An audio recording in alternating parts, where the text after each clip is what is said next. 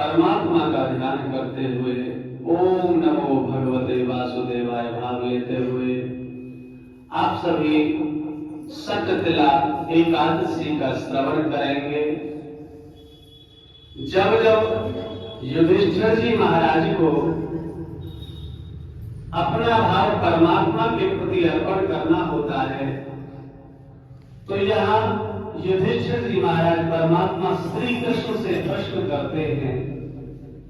युधिष्ठिर जी महाराज बोले, हे परमात्मा श्री कृष्ण, जो माघ मास के कृष्ण पक्ष की एकादशी है उस एकादशी का नाम क्या है? तो यहाँ परमात्मा आज स्वयं युधिष्ठिर जी महाराज से कह रहे हैं इस एकादशी का नाम है सकतिला एकादशी।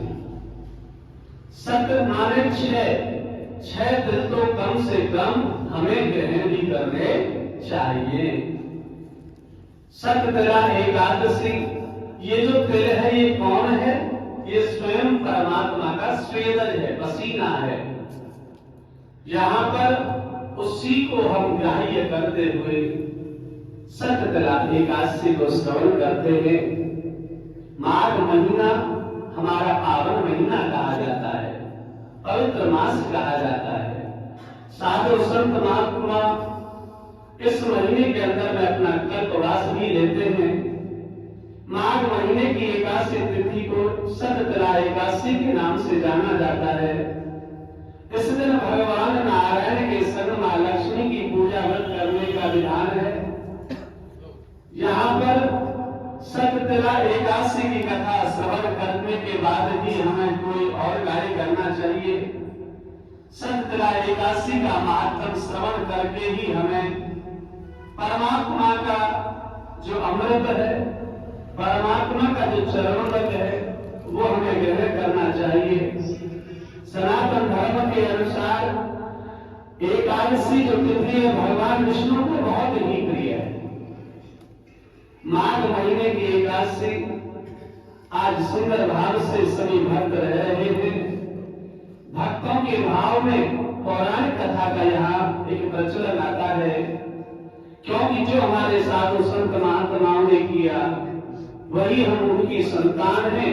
उन्हीं रीति रिवाजों को, उन्हीं पद्धतियों को धर्म के अनुसार हम सब निर्वाह कर रहे हैं। पौराणिक कथा के अनुसार प्राचीन काल में एक ब्राह्मणी थी। धर्मपरायण होने के बाद भी वह हमेशा पूजा और व्रत किया करते थे, परंतु लेकिन कभी दान नहीं किया करते थे और ना ही देवी देवताओं को व ब्राह्मणों को धन अन्न का दान दिया करते थे। ब्राह्मणी की पूजा और व्रत से जगत के पालनहार भगवान विष्णु प्रसन्न तो थे। उन्होंने सोचा कि ब्राह्मणी ने पूजा और व्रत से अपने शरीर को शुद्ध कर लिया है, ऐसे में उसे वैकुंठ लोक तो प्राप्त हो जाएगा। इसने कभी जीवन में दान नहीं किया तो वैकुंठ लोक में आकर के इसको भोजन क्या मिलेगा? क्योंकि यहाँ पर जो हम पृथ्वी पर करते हैं वही हमें भोगने को प्राप्त होता है। इसलिए 100 सेना से लेकर के यथा यथा दान, चाहे अन्नदान हो, चाहे स्वर्ण दान हो, चाहे रजत दान हो, कांस्य दान हो, वस्त्र दान हो, गौ दान हो, धन दान हो, जमीन दान हो, यथा यथा भाव में हम अपने दान को प्रदान कर सकते हैं और जो जो हम यहाँ करते हैं वही वही हमको वैकुंठ में प्राप्त होता है। और ये सभी उदाहरण भी है। कर्ण जी महाराज ने इसी पृथ्वी पर केवल और केवल स्वर्ण का दान दिया था। मृत्यु पर्यंत जब हो गए तो वहां पर सोना ही ओढ़ने को, सोना ही बिछाने को, सोना ही खाने को, सब कुछ सोना ही सोना प्राप्त हुआ। तब कर्ण जी महाराज बोले, प्रभु मैं इस सोने को कैसे खा पाऊंगा? तो भगवान ने कहा, इस जीव को मैं कर्म करने के लिए मृत्यु लोक पर भेजता हूं। जो जैसा कर्म करता है उसे वैसा ही फल यहाँ प्राप्त होता है। तुमने जब अन्नदान आज तक किया ही नहीं तो तुम्हें यहाँ अन्न कैसे प्राप्त होगा? इसीलिए हम सभी प्रयत्न करते हैं कि प्रत्येक वस्तु का हमको दान करना चाहिए। यह दान हमारा परमात्मा के पास में, क्योंकि वहां पर कोई हमारा हितैषी नहीं होता है सिवाय अपने कर्म के। इसलिए सत्कर्म यहाँ पर जो करोगे वही प्राप्त वहां पर हो जाएगा। आज ऐसा भाव लेकर के इन सभी बातों को सोचने के बाद में भगवान श्री हरि ब्राह्मणी के पास में गए और उससे भिक्षा मांगी। भगवान परीक्षा ले रहे। भगवान विष्णु के वेश में साधु को ब्राह्मणी ने भिक्षा में एक मिट्टी का ढेला दे दिया और जैसे ही मिट्टी का ढेला दिया भगवान उसे लेकर वैकुंठ धाम में चले गए। कुछ समय के पश्चात ब्राह्मणी का देहांत होने के बाद में और वो भी वैकुंठ धाम में आ गई। ब्राह्मणी की भिक्षा जैसे ही परमात्मा ने प्राप्त की थी तो भिक्षा में मिट्टी को देने की वजह से वैकुंठ के महल में वहां वही हमको प्राप्त हो गया। लेकिन उसके घर में अन्न आदि कुछ भी नहीं था।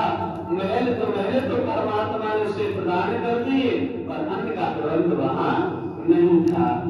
यह सब देख करके भगवान श्री हरि से ब्राह्मणी ने बोला कि प्रभु मैंने अपना सारा का सारा जीवन आपके व्रत में, आपकी पूजा पाठ में इस समय निकाला, फिर भी आपने मेरे यहाँ पर कोई भी अन्न की व्यवस्था नहीं कर रखी। इसका कारण मैं जान सकती हूँ? मेरे यहाँ पर कुछ भी दिखाई नहीं दे रहा है।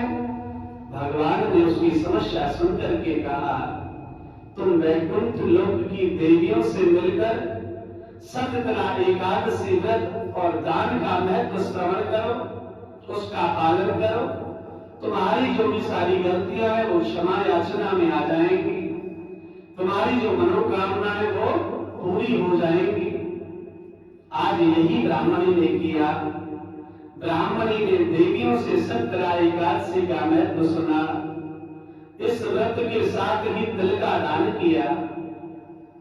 यहाँ पर मान्यता है कि सतकला एकादशी के दिन जितने तिल हम दान करते हैं उतने ही 1000 वर्ष तक वैकुंठ लोक में हमको सुख प्राप्त होता है। इसलिए सतकला एकादशी से लेकर के जो हमारे पूरे एक वर्ष के अंदर में एकादशी आती है, सब में अपनी अपनी दान वृद्धि का महत्व है। तो यहाँ पर सतकला एकादशी में तिल के दान का महत्व दिया जाता है। हम सबको मिलकर के तिल का दान करना चाहिए, ब्राह्मणों की पूजा करनी चाहिए, अर्चना करनी चाहिए, स्वयं शालिग्राम भगवान को स्नान आदि कराते हुए परमात्मा को प्रसाद पवाना चाहिए, परमात्मा की गौरता से सेवा करनी चाहिए। एकादशी का भाव आता है वैसे तो निराहार, एकादश्याम निराहार, बिना कुछ भी खाए पिए एकादशी रहे, पहला भाव। यदि ऐसा न कर पाए तो दुग्धाहार, दूध पी करके एकादशी करें। ऐसा भी न रहा जाए तो फलाहार, फल लेकर के एकादशी रहें। और जिससे यह भी नहीं हो पाता है, असमर्थ हो जाता है, तो वह व्रताहार, व्रत का आहार लेकर के एकादशी करे, परंतु कभी भी अन्न का सेवन न करे। ऐसा भाव लेकर के स्वयं परमात्मा श्री कृष्ण ने आज युधिष्ठिर जी महाराज को सतकला एकादशी को सुंदर भाव महत्वता के विषय में बताया। यहाँ महात्म वर्णन करते हुए युधिष्ठिर जी महाराज बड़े प्रसन्न हो गए। ओम नमो भगवते वासुदेवाय, श्री कृष्णार्पणमस्तु।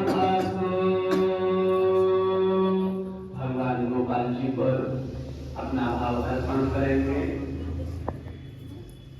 श्रीमन्नारायण